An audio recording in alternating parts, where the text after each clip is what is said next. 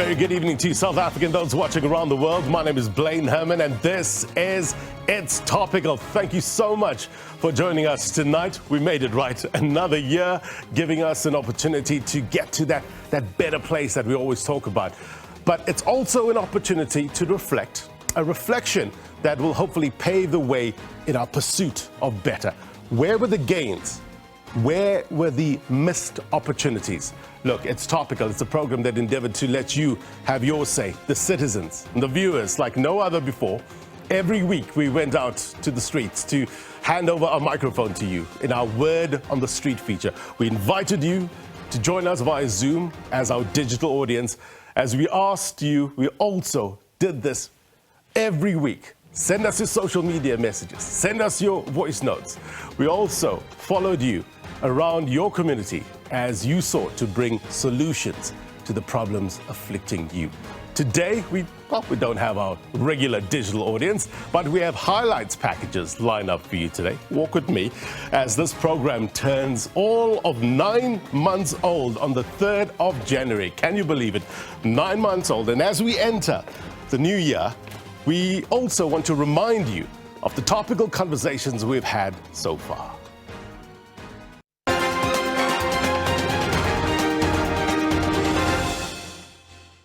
All right, let's start our journey down memory lane by looking at our very first episode of It's Topical, which debuted on the 3rd of April 2022. And back then, Operation Dudula and their attempts to put the spotlight on illegal immigration was the talk of the town. Let's take a look at what you made of the events at that time, starting with our very popular Word on the Street feature. Take a look.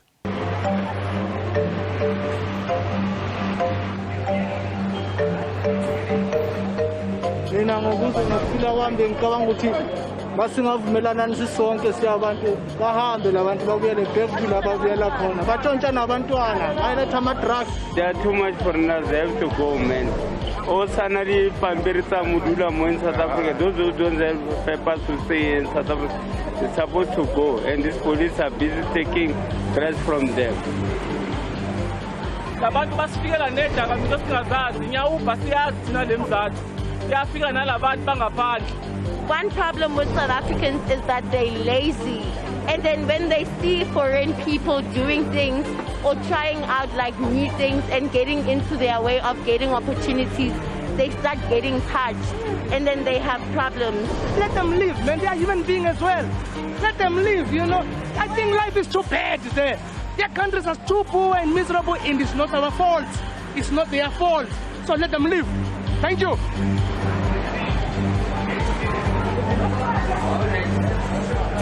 South Africa is saying a black man is a foreigner in his own land. It's a shame. I'm ashamed. Because it's like they do not acquire education. If Dudula operation is coming, they say we are taking job from South African job, but we are not taking like that. And we are doing our create own job for South African also. There is nothing wrong with foreigners. I have never seen them in Santin looking for foreigners. I go into market, I stock tomatoes, I come and sell in the street. Just steal any job for anybody. So I want to understand when they say we're stealing that job, which job are we stealing because they don't employ somebody with no papers. We also asked you to send us your views via WhatsApp videos as well. And take a look at this.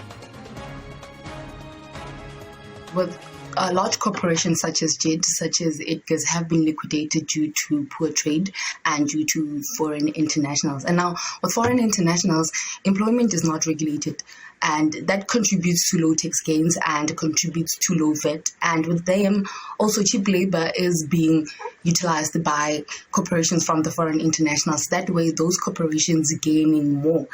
And also, an increase in foreign nationals means an increase in competition for jobs, and competition means an increase in tension. Good evening, my name is Rusa from Pretoria.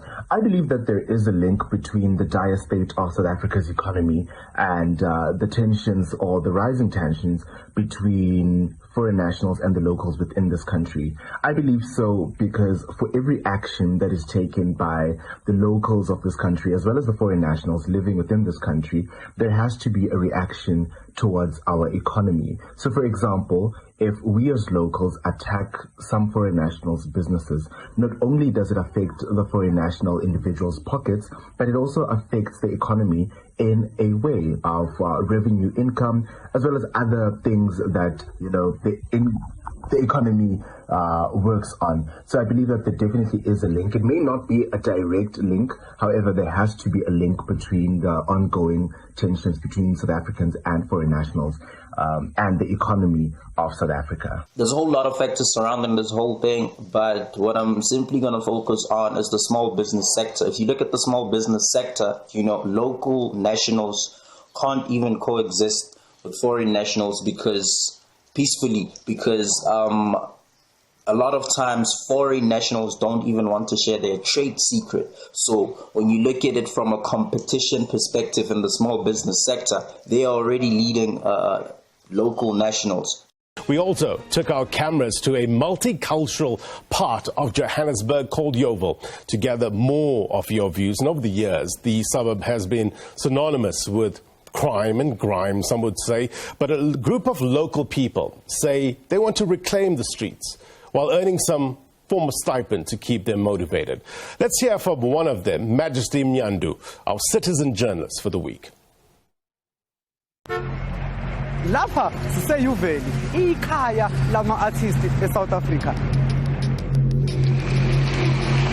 Uyabona nje right behind me here Times Square, the most famous part of Enyobeni, where celebrities and popular personalities in South Africa used to socialize, have fun. It was even a tourist attraction, but it so happened that Enyobeni started getting congested, mainly with immigrants, some of them who are illegal immigrants.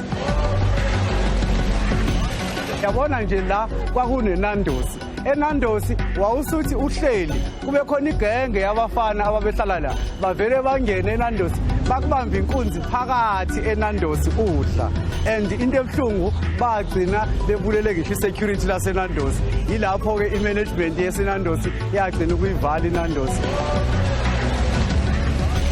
Kunamhlanje ke ila sagcina sikhetha khona siwumphakathi ukuthi asifome nansi organization yethu ekuthiwa yi-Operation Lukisa, lapho silungisa khona iyuveli yethu ngokuthi sipatrole, sikline, bese sisebenzisana namaphoyisa ukukhuculula udoti kanye nezigebengu endaweni yethu.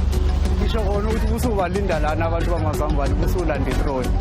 2 days ago, I was hit by a brick here by a group of illegal immigrants who immobilized themselves to fight us for cleaning our country. This is Iroki Street. Iroki Street happens to be the most notorious street of La Enyobeni. There was a lot of pickpocketing of cell phones when you were walking along the street.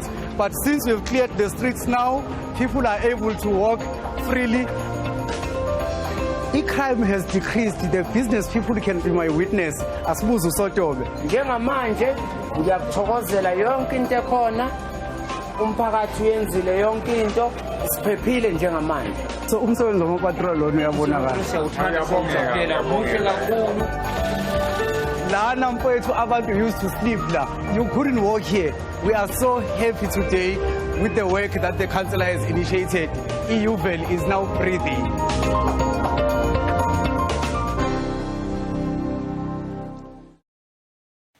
Right, those were your views in April of 2022 regarding the thorny issue of immigration. And as always, it's a very, very trending topic. It's a trending subject matter. Another very topical subject of 2022 was the trial of the slain Bafana Bafana goalkeeper Senzo Meyiwa. And while this trial remained captivating for a lot of people, in mid-July, one defense advocate by the name of Malesela Teffo himself became the story. His utterances in court drew attention, and who can forget that bombshell, right, during live proceedings when he withdrew from the case. So we invited him to the program immediately after he withdrew, and that episode of It's Topical trended and remains a very, very popular episode on YouTube. Our co-producer, Marke Ketlemotlabe, starts off this highlights package. Take a look. A high-profile murder case with prolonged major upsets in court and making the headlines for all the wrong reasons. There has been harassment that I should not be part of this case. Defence advocate Malesela Teffo has shocked the court, withdrawing from the Senzo Meyiwa murder trial. Advocate Malesela Teffo says he can no longer continue as he is being harassed by the state. But before he withdrew, a struggle to find common ground. The court has to listen what the parties have agreed upon. No. There is agreement. The court has to direct these proceedings. I cannot hear from the two of you. I have to direct my proceedings the way I know proceedings should run. And you cannot tell me how I should proceed. I should direct those proceedings. It's these visuals that set legal tongues wagging, and Advocate Teffo did not get over it, with a jaw-dropping allegation. On the 28th of April, when I was arrested before your court, Your Lordship, that was a plan. And the plan was hatched in the office of the President. But the presidency did not hesitate to squash the claim. The entire part is baseless, quite frankly mischievous, and reckless of an officer of the court. Whether he imagines this or whichever way he sees it, the president was not involved. Advocate Teffo also blamed police and the National Prosecuting Authority. He claimed that the two institutions wanted him out of the murder case. But the state prosecutor did not budge. I don't think it is proper. The people who don't have the opportunity to defend themselves. Mr. Valoy, I'm the one withdrawing. Can you sit? Yeah, but you are withdrawing. Part of the reason why you are withdrawing is because I am part of your harassment. Yes. Yes. And anything else? No. Can I be allowed to say what I have to say? No. May I be excused? Well excused.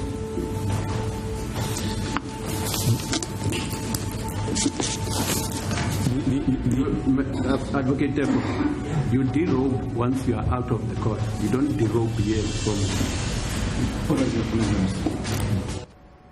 Senzo Meyiwa's family have been watching the proceedings closely. His brother Sifiso welcomes Teffo's decision to quit.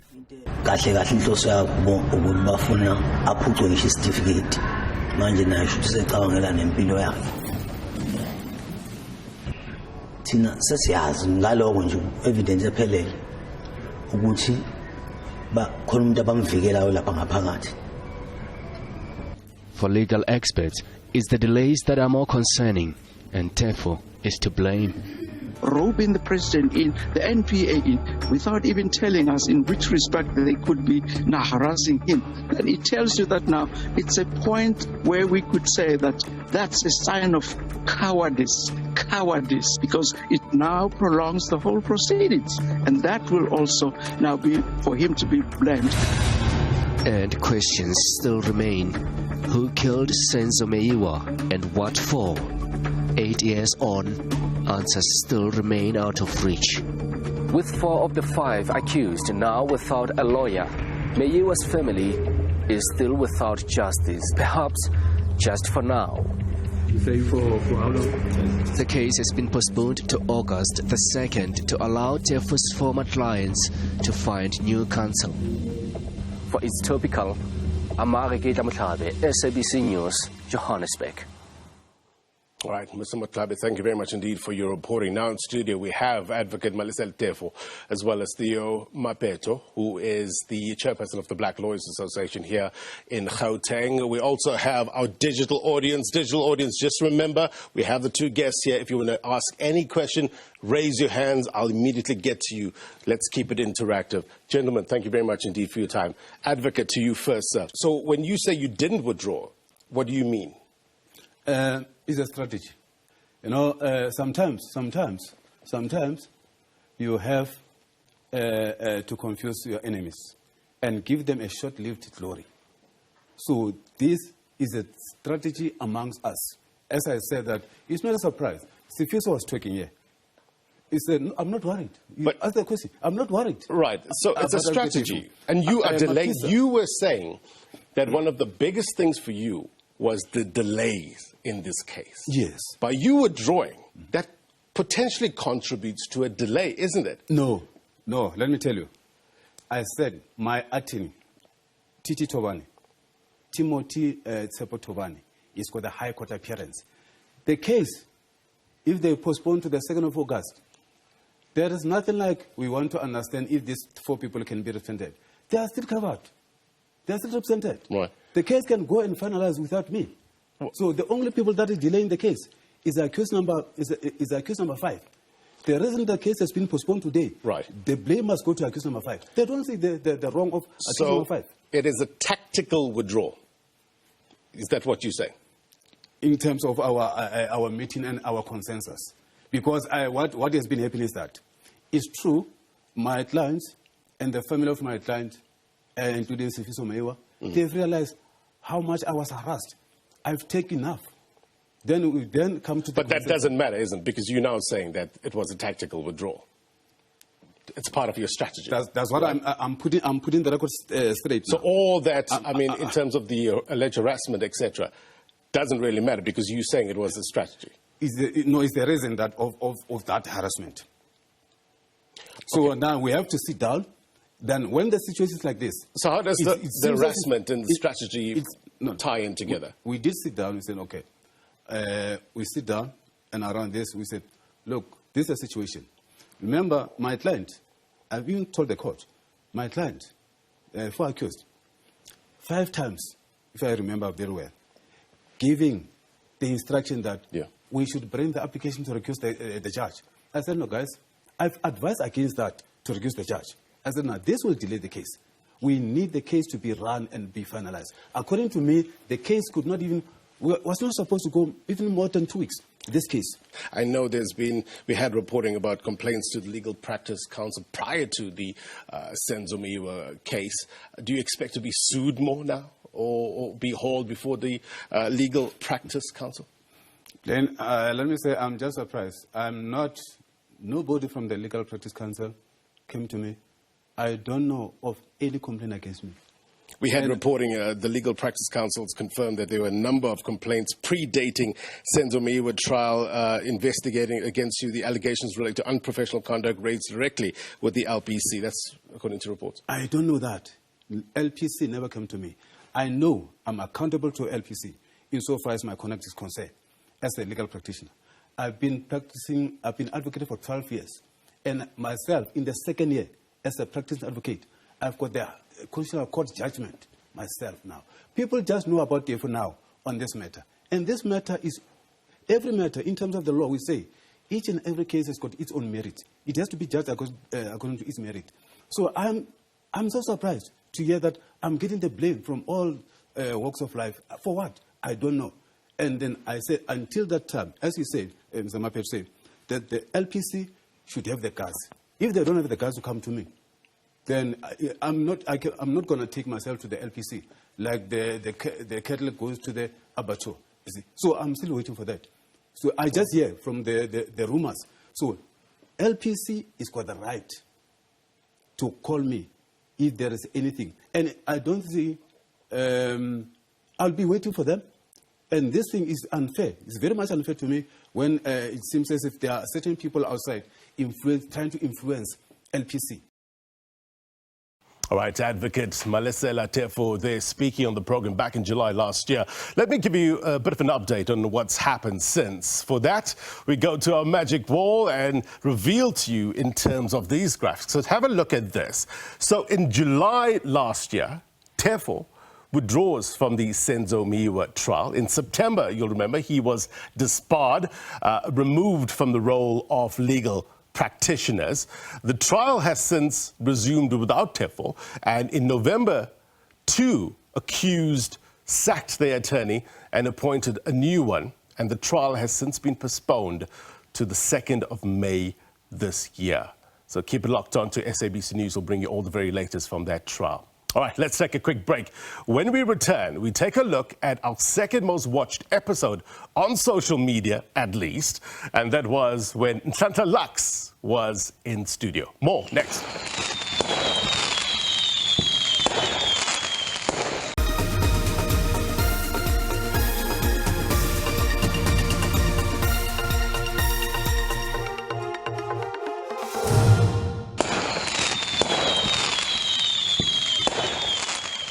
Welcome back. We're looking back at the topical stories since we launched this program in April 2022.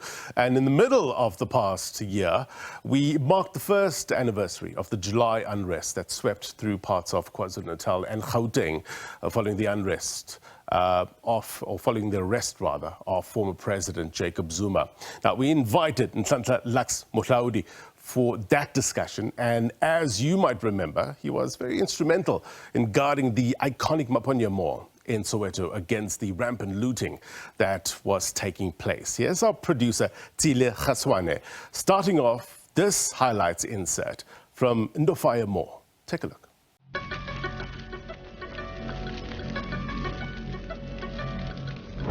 The police officers here are being overwhelmed by the number of people. As you can see, there are more people coming in. You know, it wasn't just the numbers that we saw earlier. It's just more and more people coming in. These were the iconic scenes that came out of Soweto during the unrest and beamed across the world. Kilometers away at Ndofaya Mall, a different type of tragedy struck as a stampede claimed the lives of more than 10 people right here on these stairs. Questions about who had instigated this chaos and why government had been caught napping were on everyone's lips. Where we did not get the information was the fact that people were going to go into the malls and loot and do all of the things which happened at the malls. We did not have that information, at least on our side, and from what I am getting, even the police did not have that information. It is after the looting had begun that we got this information on social media about roads which were going to be closed. We did our job as state security. We collected information, we analyzed it, we packaged it for the client, and as I repeat, as you adequately reflect on what was said before, we gave it to the client. You would have listened to Minister Kele on the fact that intelligence was driving operations. Many thanks to Zile there. Nhlanhla Lux, thrust in the spotlight during the unrest in defense, as you said, of township economy. Maponya Mall was where you were stationed. Talk to us about this trust deficit that stems in the community. How deep is it? It's far deep. It hits the bottom of the ocean. You know, I think for the sake of time, let's just keep everything frank and let me not explain too much. Key point, the police need to do better in not being caught into corruption. Drug dealers can't drug deal without the involvement of police. It's impossible. We see the events every day. We need to re-establish our relationships. We need to re-establish our trust issues so that the young people that are growing can be conditioned better to trust the police. Because our parents and ourselves, we have reason, a lot of reason, not to trust the police instead of having reason to trust the police. So it's not a blame game here. The future of this country depends on the communities and the police, like the leadership is saying here, that we need to work together. But these old dogs will never. Too much trauma in our heads. As young as I am, too much trauma.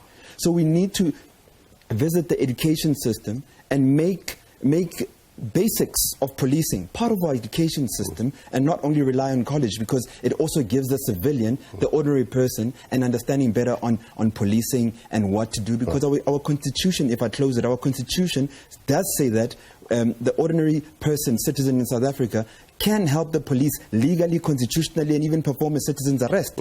But we don't know how. You can ask anyone at home now. What's the procedure for citizen's arrest? What's the procedure for arresting someone that is deaf, that can't speak? Is there such a thing in South Africa as a citizen's arrest, Major General? It is, absolutely. How does that work? If somebody commits a crime in the presence of the community, they are allowed to effect an effective arrest. What's the parameters? How does it, so what, you detain the person? Can you, yes, you detain handcuff the person? Or what's the parameters? Yeah, no, you detain the person and call the police to come and then take over from where you left off. We mustn't run away too much from what the problem is. Let's face the problem for what it is. Let's look at this uniform, for example. Who respects this uniform in South Africa? Who stands up and takes their cap off because the authority is walking in. Absolutely no one, including me and you. We've been conditioned to understanding that this uniform, even social media shows us, with a gun, you can slap a policeman. That's how it's normalized. That nonsense behavior is normalized. Go to our neighboring countries. Go to Botswana, Lesotho, Namibia. You can go to Swaziland. Let an official walk in your direction. No gun, no nothing. She is the authority. Our problem here is that we think that small things don't matter. There is no consciousness or conscientizing our young people to respecting this uniform. This uniform doesn't need a gun for you to be put in line. But now we have been taught, Enyobeni, and like she's saying correctly, that we inherit nonsense. I would rather not be on the streets, Enyobeni. I would rather be competing with space technology, or going to Jupiter where people have never been, or whatever the case may be. I do not want to repeat what my grandmother did. I am now repeating what my mother did. So 5 generations, we're doing the same thing. We are on the streets. At some point it must end. And the only time it ends, if I close it, is if we realize that the biggest problem of this country remains to be the politicians. The politicians are in government. So once you hold government accountable, that means you're holding the politicians accountable. Now it's the time that young people that are qualified, they must be taken into government to lead government. Allow the politicians to continue their games of politicking. But in terms of governance, allow this country to be taken over by qualified young people. You said earlier on that the politicians are the biggest sellouts. Yes. But is there over-reliance of what a politician can do for us as opposed to what a community can do for themselves? Yes, there is an over-reliance, 100%. And that over-reliance is something that we're all fed by the politicians. There's something that happens, we'll solve it. There's something, and over the years, welfare discourages the will of the poor. We all now bear kids and raise kids that think the systems will raise them and the cops will come and save them. Reality check, no one is coming to save your community. It's your responsibility as the community, as the ordinary people, to make sure you've got systems in place. Before, they used to have things called SDU. I'm sure he was part of the SDU systems. Those are self-defense units of the community. You know your community better. No Superman is coming from the sky to come and save you. You make sure you put measures in place and you save your own community and guarantee the security for the women and children and everyone else that's vulnerable. Major General, do you feel disrespected? In many instances, our members of abuse is very right. It's amazing and it's shocking how some members of the community will even raise their hands against our own members. And our members, in terms of trying to enforce human rights, try not to maybe overcompensate the violence and then seem to be not being forceful. So there is that element that some of our members of the community are not respecting the police. And all we're asking, I agree, let people respect the police once more. Right, the first anniversary of the July unrest and putting the spotlight on policing in South Africa. Now, 2022 also had its fair share of tragedies, including the flooding in KwaZulu-Natal. But it's the tragic story of 21 underage children who perished in a tavern in the Eastern Cape that we will be focusing on tonight. You just simply have to mention the word Enyobeni, and most people would know what you're talking about, right? This was such a shocking tale of horrors that we had to broadcast the entire program from Scenery Park. Our producer, Nhlanhla begins this insert by speaking to some of the survivors of that tragedy which happened in late June. It was the morning of the 25th June 2022 when more than 20 bodies of minors came out of Enyobeni tavern. The place was packed with minors who were allegedly given free food and alcohol. One of the neighbors, Nkosinathi Msutu, says it's not the first time that someone has died in this place. I think it was 2 months back. We spoke to survivors who say it was a very traumatic experience to see their peers dying in front of them.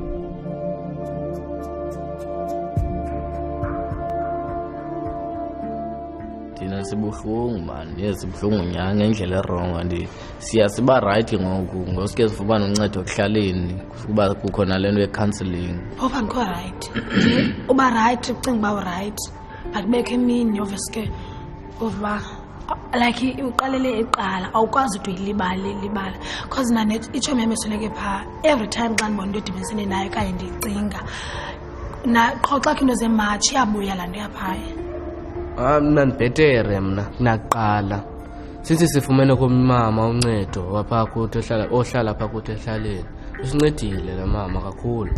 And they told us how things played out that night. Event ke ibipostwe ku Facebook ba yonke into ke nguyi-free ukutya photoshoot jwala. Usixa usiya ethilini xa uthenga into unikwe ibhotile e-free xa mhlawumbi uthenge into pha wena busela pha bunikwa nesavana sezivuliwe unikwe isavana evuliweyo and buyiva xa ivayo ayiyo isavana liqhelekileyo inukandala phaya bekuspraya into ogqiba kuvala icango.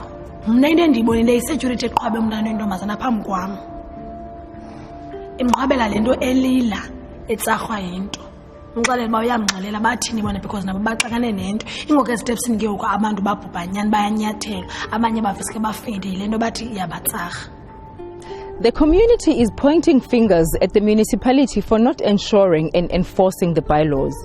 And they are also blaming the liquor board for not making sure that the establishment is abiding by the rules. You have the police, which are not enforcing the terms of the liquor license, in terms of the opening and closing times. You also have a liquor board that had even, in fact, now with the new upgrades, had still not came to make an assessment of whether or not, in light of the upgrade, is the place still compliant. The Buffalo City Metropolitan Municipality says they're going to take steps to ensure that incidents of this nature don't happen in future. We're actually looking in terms of ways of remedying that situation. I think that much says we are taking responsibility, but I think the community as well has got a role to play. I think they actually have to be our informants on the ground. From an incident point of view, we're also putting together programs for other tavern owners so that we can actually firstly nip this in Scenery Park, work with the current tavern owners in that area, and then broaden it, workshop our councillors to actually have a better understanding of what their role is. For It's Topical, I'm Nhlanhla Lux, SABC News, Scenery Park in East London. All right, Nhlanhla, thank you very much indeed for that report. At the very basic human level, it pulls at your heartstrings, isn't it? Because you automatically think, if you're a parent, what if that's my son? What if that was my daughter? It hits home at a very, very, very deep level. What do we need to know? And it's very simple. The cause. What led to this? It's just a simple answer. Well, it's a simple question. It's a complicated answer. Let's bring in people in the know right here. We have at the St. Peter's Methodist Church. This is where we're being hosted. We want to get you answers. That's the whole purpose of us being here. How do we get to a better place? Brig, appreciate your time once again. First question to you, and I guess it's in the minds of everybody who's watching this. Why were children drinking at a tavern? That is a very difficult question, I must concede, Blaine, because in this country, people have a right to movement, they have a right to enjoy themselves. They have, parents, guardians, that they should look after them.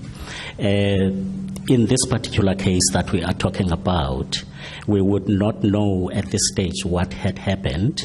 However, we have heard that young children have been in that particular tavern, and those are the questions that are confronting all of us. And we obviously looking for answers, which is why, as the South African Police Service, we are sitting with cases that we are investigating as we speak, so that at the end of the day we can get to understand from those that are running those taverns. Mr. Ziba, you heard what the Brigadier had to say. It's important to establish the facts. Talk to us about the lived realities in an area like this. As social development, we have come face to face with the pain and the grief, tangible grief of families. Indeed, everyone comes from a family. And if families are broken, the product from that family is going out to the community. Yeah. So blaming parents wouldn't be necessarily fair if you have not looked at what is affecting parenthood, what is affecting families. There are homes where there are no fathers. There are homes where there are no mothers, and those children, they need guidance. Right. Mr. Kani, from Community Safety, our children, our teens in townships and villages generally drinking or turning to alcohol because there's a lack of recreational facilities, a lack of areas, safe spaces where they can go and just be teens. Whose responsibility is that? Thank you.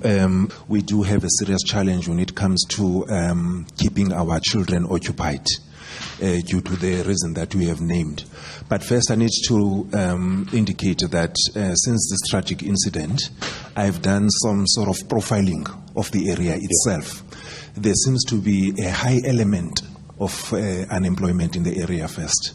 You see people that could be gainfully employed that are sitting around, and also the lack of proper structures for crime prevention within the area itself. So we are not in a position to be blaming one another. We need to take a collective responsibility of the situation itself. Let's take it to our audience members who came. It's late, I know, but you're here and it shows your commitment to getting things done. So exactly how do they sit in offices and just print out liquor licenses without having visited the establishment? So that the integrity of that process, for me, is deeply under question. Let's bring in a lady in the know, the chairperson of the Eastern Cape Liquor Board. Was all the procedures followed with regards to the floor plan, etc.? I want to give a clarity on the facility itself. At the time of the inspection, before the license was issued, the facility was ready and has complied to the set requirements. However, during this period, it was then discovered that the facility has undergone some alterations.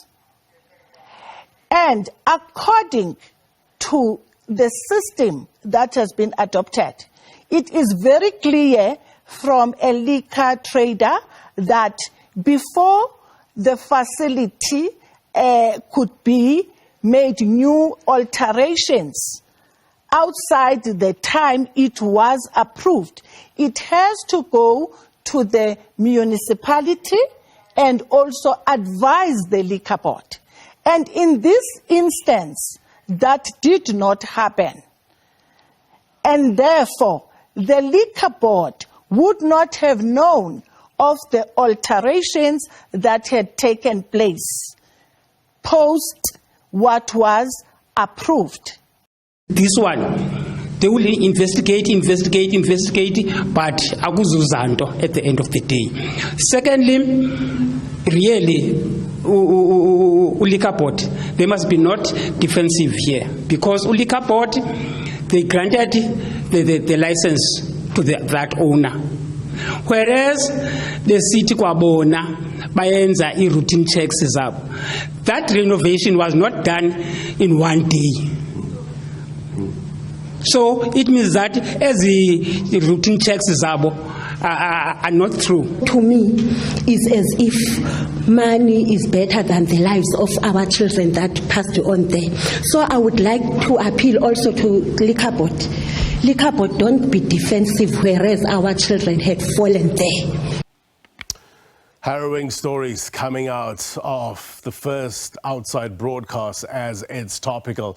Let me get you an update as to what has happened since. And you'll remember with regards to Enyobeni cause of death. In June last year, a stampede was ruled out. The next month, alcohol poisoning and carbon monoxide was ruled out. In September, methanol ruled out. We have since learnt that suffocation was recognized as the cause of death, and reportedly, parents of the deceased have dismissed this finding. If we go to our next slide, Enyobeni tavern owners, married couple Vuyakazi Ndevu and Siyakhangela Ndevu, they are facing charges of selling liquor to underage children. They face additional charges for admission of underage patrons. They have appeared in court several times, we understand, and their next court appearance is on the 25th of April this year. The couple reportedly remains unremorseful. No doubt, it's topical. SABC News will keep you abreast of all the latest developments. All right, let's take a short break. When we return, we'll take a look at a good news episode that we had to actually produce in just half a day because it broke in the middle of the night. We'll tell you more next.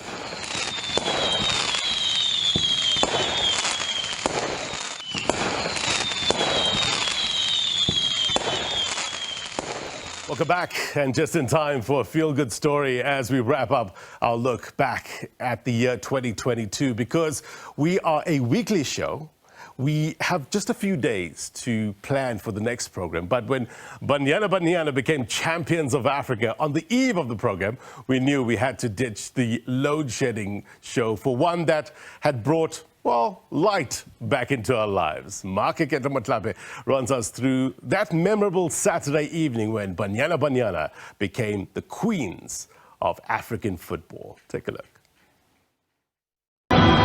A story that began long before some of them were born. In their heads, unmistakable echoes of the losses from the past 5 WAFCON finals. But this is a generation with its own script in mind. So it is indeed a big one. To rewrite history, and after running into dead ends, they are built up legged bite in the first half. And at times, dicing with disaster at the other end.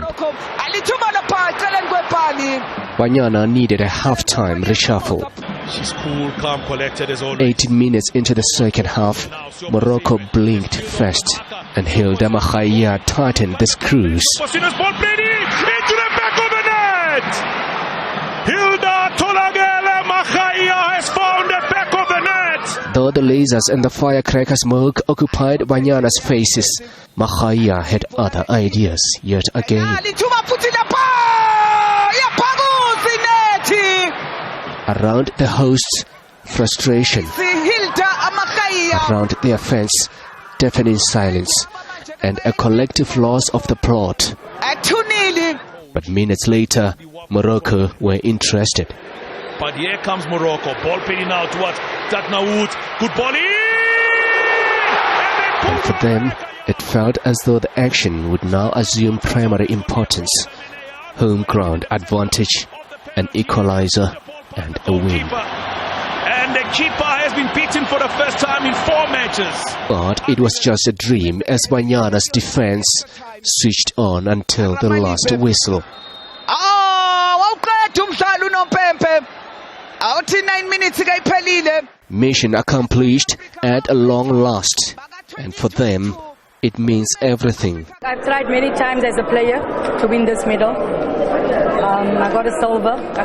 In 2018, but this one is so sweet. This one is so sweet because we waited 4 years. It's for everyone that's been part of the national team before us, with us, and for the young girl that's still coming. We've got it. Now it's just we need to be consistent, in becoming champions in everything that we do. Have to go to the World Cup and perform to the best of our ability. And South Africans adore every bit of them. I was comfortable about the girls. So when they won me, I enjoyed. It was a cherry on top. The 9 minutes they added though was kind of scary at first, but we were still rooting for our girls. The 2022 champions is Banyana Banyana. For its Topical, Makeketa Matlape, SABC News. All went to Banyana Banyana. Congratulations, Coach Desiree Ellis and company. Wish we were there. I know Thabiso Sitole, you were pining to be in Rabat. Lebo Dube did a fantastic job as well, bringing us all the latest. Sitole, to you first, with regards to, I heard Andile Dlamini saying earlier, not calling out, but pleading to corporate South Africa, saying what more can we do for you guys to see us? That is a real issue with regards to recognition and funding as well. Yeah, you know, the one thing that comes up, Blaine, I think it's been out there for the past couple of weeks or so, since we've known that Banyana Banyana, well, the progression rather, to the final, then became a topic of how much will the ladies get. They should get more. It's always a question, again, of pay. And we discussed it earlier before the show that I do not like to make comparisons with the male team, because the women did it their way in their own right, and I think the conversation should be about our female team. But just a couple of days ago, the Gender Commission on Banyana Banyana, the bonus structure, they actually came out and said they are, well, the Gender Commission has learned with disappointment about the reports that the players of South African women's senior team will each receive 55,000 Rand bonus for winning, well, not for winning, rather, for reaching the finals of WAFCON. And we've since heard that SAFA saying, that they will get, what, 9.2 million rands on top of that. So pushing their bonuses up to about 400,000 rands each. Now the question then comes in, Blaine, why, and we hate speaking about money when it comes to competition, but the ladies, what else need they do, like you're saying, to get a fair shake? I mean, they've performed year in and year out. They've outperformed, again, most of our national teams, not necessarily in football, but in as far as South African national teams competing abroad. They deserve what they are getting. And the United States of America over the past years have led the way in saying maybe there shouldn't be a pay gap. If you represent the national team, everything should be equal. So I think hopefully it's something we can push, in particular again as the media, because it is our duty, and push and ask those questions. Why shouldn't they be on the same pay structure? In fact, I'd like to bring in BBK on that very point, Brian.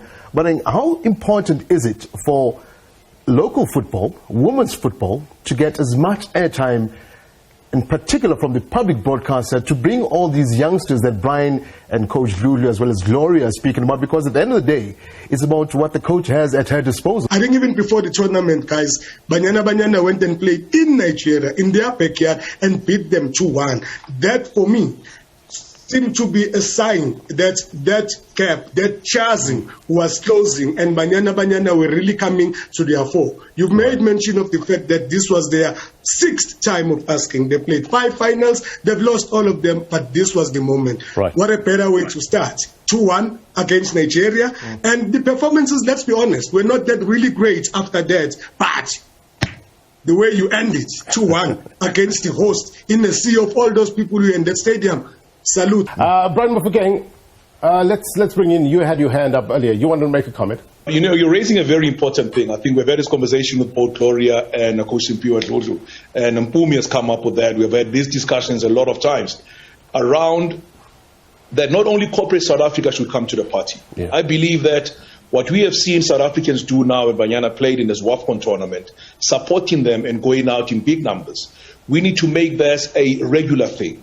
So that the numbers are there, bums on seats will eventually, you know, attract more people coming on board, more corporate sponsors will come on board, and then eventually the sport will go professional. Coach Lulu, you wanted to add a comment? For the past 10 years, we should not be singing the same song. A different song we should be singing is how many of our Banyana players right now have got lucrative endorsements personally, without them chasing, knocking, the same way that the men's football is done for them. And it's not just women footballers, but women in sport. How many of them are getting paid a appearance fee? How many of them in their clubs, because they are getting 400,000 with playing for Banyana Banyana? What's happening in the clubs? The clubs that are making sure that Banyana Banyana is getting players that are great, because they get this 400,000. Someone needs to go and build a home, a car. Somebody needs to go and pay their parents' debts. Somebody's going to pay their fees that they needed to pay when they were studying. Gloria Brown, you had your hand up. What I'd like to just add to it is that winning is always a validation. Winning is what motivates and encourages one to continue to do the good. You know, this is what connects those feelings. You know, you'd go back and remember the World Cup of 1995. Yeah. What did we feel as a nation? What did we feel when we won the WAFCON in 1996 with Bafana Bafana? Yeah. It is the very same feeling right now. You talk of salaries. Let's talk about doing the job and doing it to great effect. Yeah. But you're still not treated with equality, but yet the job is of great work. Yeah. So no matter what happens, there's so many conversations around this that we need to take care of the girl child. We need to take care of women in sports. You do the same job, you get the same pay. Simple, right? Banyana Banyana's win over Morocco in the final of the Women's African Cup of Nations has reignited this passion for soccer lovers. Tonight's Word on the Street, we bring you the voices of citizens in Johannesburg about Banyana's WAFCON win. Take a look.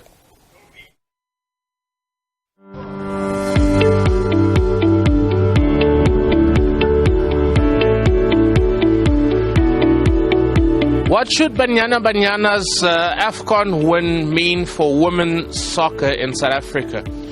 Well, it doesn't mean anything if they win or lose. In general, I believe that South African soccer doesn't get the recognition that they should get, and they don't get what they deserve. The win means a lot for the country and for the women, but for women's soccer it means nothing. I think that is just an absolute great win. I mean, South Africa, we should be proud for this win. I mean, the ladies have done us well, and I'm so excited, and I think this inspires other women out there. Well, basically, I think firstly we're proud of them. And it's equality. You know, we speak about men's soccer, but not a lot about women's soccer. So well done, ladies, well done.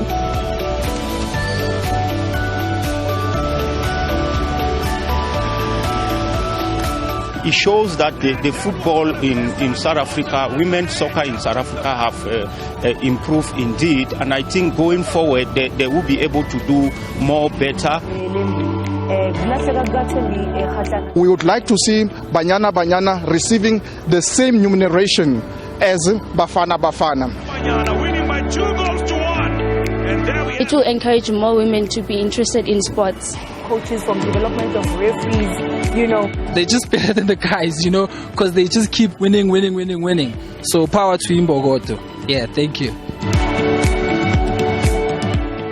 What a great moment indeed. Here's my take. Another year, another chance to become the best version of ourselves. So I was listening to broadcaster Chris Cuomo the other day saying, get over outcomes, good or bad, as soon as possible. Do the work. That's what you control, right? You don't control the reaction to your work, but more work gives you a chance to get better. Focus on the good. Leave the bad behind. Makes sense, right? Perhaps we can work on stopping the us and them attitude this year. It can't be every man and woman for themselves. I heard someone say the other day, only when we are all in do we win. So as we enter this new year, let our strength be a function of our respect for one another.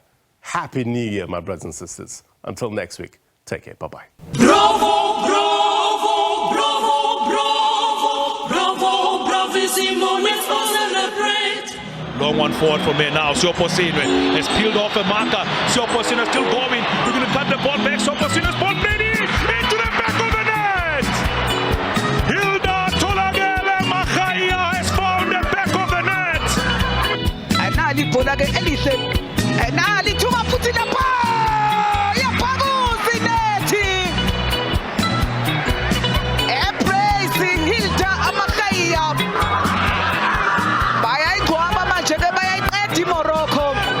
South Africa, after trying for 6 times to be the champions, are the champions of Africa. The 2022 champions is Banyana Banyana, winning by 2-1.